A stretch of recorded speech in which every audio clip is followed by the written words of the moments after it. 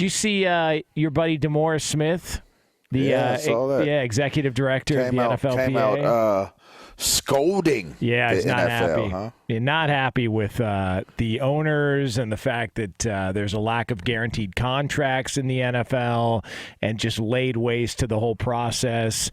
Quote, the NFL draft and the franchise tag system exist because owners have colluded in the past to both depress and restrict markets. They are criminally gaming the game itself. He's also talking about Lamar Jackson's situation, the fact that only Deshaun Watson and Kirk Cousins have gotten guaranteed deals, et cetera, et cetera, et cetera.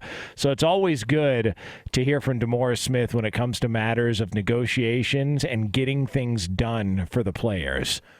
Would have been nice if he would have done that in the last CBA. That would have been nice. Would have been nice if he could have stepped in and done something like that as well, too. So it just feels like he wants to take this hardline approach, and I think probably because, he's representing the players and he's doing his job, but he also is the one advising Lamar Jackson on this contract because Lamar Jackson doesn't have an agent, and Lamar Jackson still doesn't have the contract. So he can call it whatever he wants to call it, and he can criticize owners for it, but there's only been 2 guaranteed deals that have been handed out.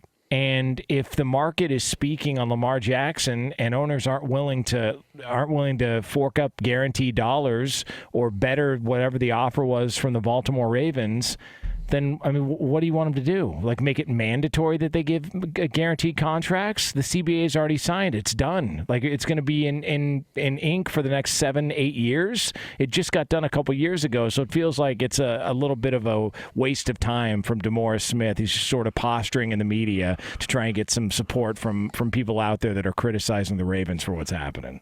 Well, I think by all reports given, he's going to be out by 2025, I think, is the year that was stated. And we're now in 2023. So he basically has two more years left sitting in the seat that he's sitting in. With that being the scenario, I would assume that he would probably be aggressive in how he goes after doing certain things, for the simple fact that, one, he's probably not going to be there before long, and two, if there were to be a change of heart or a change of circumstances for him, Jonas, it may be based upon some of the things that he does that furthers opportunities, grows opportunities for the players, which, by the way, that's kind of part of what his job description is. What's the conversation about? Is it about guaranteed contracts as a whole, or is it about Lamar Jackson's contract? To me, the bigger question should be, why did Jimmy Haslam give Deshaun Watson a guaranteed contract after everything that was going on? Like that should be more of the discussion. And instead it's, well, the Ravens aren't doing Lamar Jackson solid. They're not doing him right, so on and so forth. They traded up to draft him. Like, it's not like the Ravens don't want him. They want him there. It's a negotiation. It's gone public at times, and it's gotten ugly, and we've talked about that. It feels like it's down the path of a lot of hurt feelings that maybe can be repaired and maybe not. But, like, you hear these details about, the amount of money they want to offer him, and now he hasn't finished a season multiple years in a row. It feels like it's a little bit late in the game to now be complaining about guaranteed contracts just because Lamar Jackson's not getting his guaranteed deal, because the exception and not the rule was Deshaun Watson getting one when nobody in the league thought that was going to be how that thing finished up when he left the Houston Texans and went somewhere else. I would say it's a tad bit perplexing to onlookers, fans, and as to how exactly DeMaurice is so wrapped into what Lamar Jackson has going on. So to say, theoretically, you had several to multiples of players that decided not to use agents. Is the NFLPA now acting as an agency to players? That's what's a tad bit perplexing to me.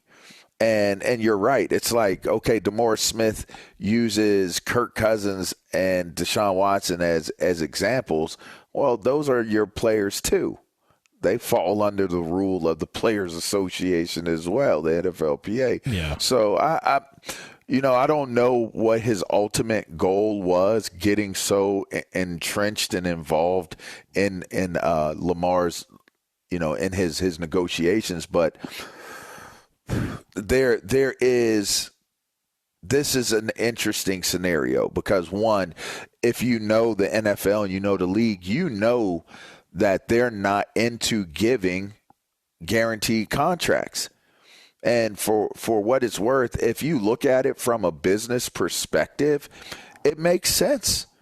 They play the least amount of games, and if you're awarding guaranteed contracts and that just becomes the standard, then you got to believe that whole load management and ways of handling things, the franchises and the coaches really don't have very much leverage anymore. Yeah. The moment a guy gets a big contract, they might shut it down. And it's unfortunate for the players that would have truly earned a fully guaranteed contract and will honor the fact that this is my job, I'm going to do my job. But to say that within a 10-year period of time or a 7-year period of time or a 5-year period of time or a 3-year period of time that these astronomical numbers are guaranteed, I think that it's very difficult for these owners to come to a place where they would feel comfortable and confident that the levels of labor would be where they're supposed to be if guaranteed contracts became the norm. Do you think guaranteed contracts are ever going to be the norm in the NFL? Because I don't. It's a hard debate. It really is, because if you think about it, it almost seems like if you played more, you would think that it would be less likely. Like you would think that the NBA or hockey or baseball would be more leaning towards not guaranteeing, and football would guarantee it because the season is shorter. Yeah. That's what you would think. And the careers are shorter. And so careers are shorter. You could do shorter term deals like Kirk Cousins did, a 3-year guarantee contract. So will it ever turn into guaranteed contracts? I think kicking and screaming, it's possible that there are a few guys that may change the trajectory of what guaranteed contracts represent to the NFL, but that's going to be a hard road to hoe, if you ask me. There's like the UFC gets criticized a lot. Dana White gets criticized a lot because of the way that their contracts are structured. The revenue split that the fighters get in comparison to what the company gets. And then when a fighter is fighting, a lot of these deals are to fight and then to win. So if they're fighting, maybe they'll get $100,000 just to fight, and they'll get another $100,000 if they win. So if you get a bad decision or a bad scorecard, whatever you want to cut, then they end up getting screwed. And so there's been a lot of debates about that. A lot of people don't like it. But he also does these fight bonuses where he'll give out a fight of the night, he'll give out a submission, a performance, so on and so forth. And people say, well, why should these guys have to do all that just to get extra money? Why isn't that built into their contract? Well, let me tell you something. They don't have issues getting fights done like boxing does. They don't have issues trying to get stuff done because it's all under the same umbrella. And you hear all those fighters afterwards say, hey, what about that bonus? What about that bonus? You are incentivizing them to want to perform. And whether people like the structure or not, and it's not like boxing, and maybe you're not getting $50, $60 million a fight like Canelo, but it's so top-heavy in boxing and compared to everything else. In the NFL, the fact that these guys are incentivized, I think, does keep it a little bit more away from the load management and all the other things that the NBA has gone through, because guys have to play or else they're not going to get paid. Like they've got to hit accelerators. They're out there. Players know, if I get 2 more catches or if I, pick up another 15 yards, I'm going to hit this bonus and this accelerator. yeah, this is the league that you probably look at and go, they should get guaranteed deals. But I think the fact that they don't is part of the incentivizing that these players need in order to go out there and want to perform. And DeMaurice Smith complaining about guaranteed Bro, you signed the CBA. You already went through all this. This is when he came out in 2017. I remember this. He came out in 2017 and said, we're letting you know right now, when the new CBA comes up, we're going hard. We demand certain things. We're not going to stand for anything less. We're going to get this done for the betterment of the players. And what happened? Came around, and they got hosed again in the CBA negotiations and signed up to a 10-year deal. And a lot of veteran players were looking around going, did we really sign this deal again? So the idea that that's the guy leading the charge to want to get guaranteed contracts specifically for Lamar Jackson, to me, that's the worst backup you could possibly have in this situation if I'm Lamar Jackson. But he's the guy that represents the PA too, though. God, so, man. I mean, he had to be voted in.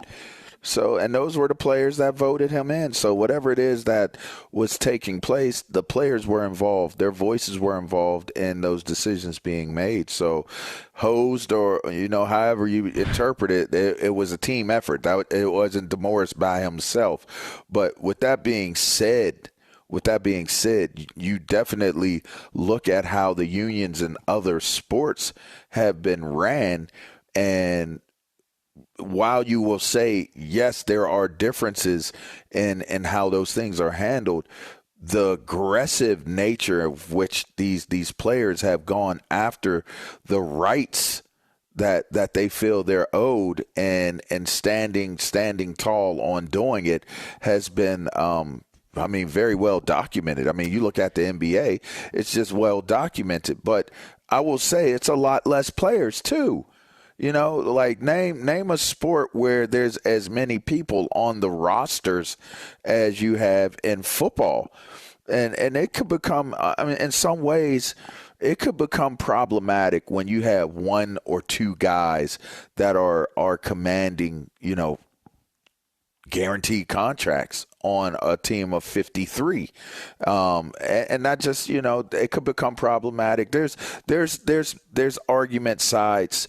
There's argument points to both sides, I would say, but I don't know, man. As far as the representation and how that looks, or where guaranteed contracts go for the NFL, it's just a hard conversation to have. It really is. You want to know what Lamar Jackson should do if he wants to get a better contract from the Ravens? Come on. Call Dak Prescott and say, hey, how'd you do it?